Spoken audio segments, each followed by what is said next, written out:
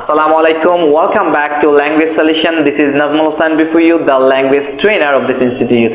So today I'm here with another lesson. Before that, I'd like to ask you how you're doing. Hope you're doing great, and I'm also doing great by the grace of Almighty always. So today's lesson is all about a single word, that is take, right? So take is a word which can be used differently in different situations, and sometimes it indicates different meaning according its usage, right, sir? So today we'll be learning these two meaning of the word. So let's get started. So first of all, take for. এই take for মানে হচ্ছে মনে করে নেওয়া।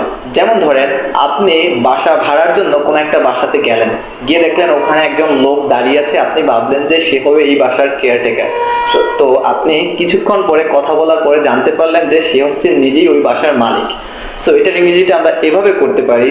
For example, I took the man for a caretaker, but actually he was the owner of this house. I took a man for a caretaker, but actually he was the owner of this house, right? Next one, that is take place.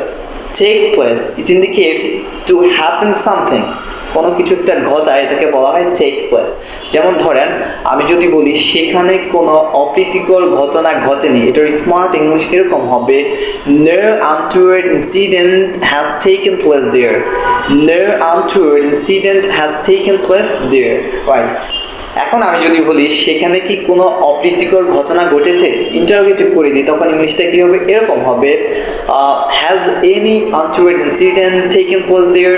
Has any untoward incident taken place there? Right. So আশা করি লেসনটা আপনাদের ভালো লেগেছে।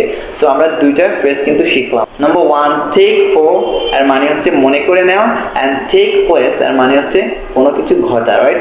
So এতক্ষণ সাথে থাকার জন্য অনেক অনেক ধন্যবাদ। দেখা হবে পরবর্তী লেসনে। আল্লাহ হাফেজ।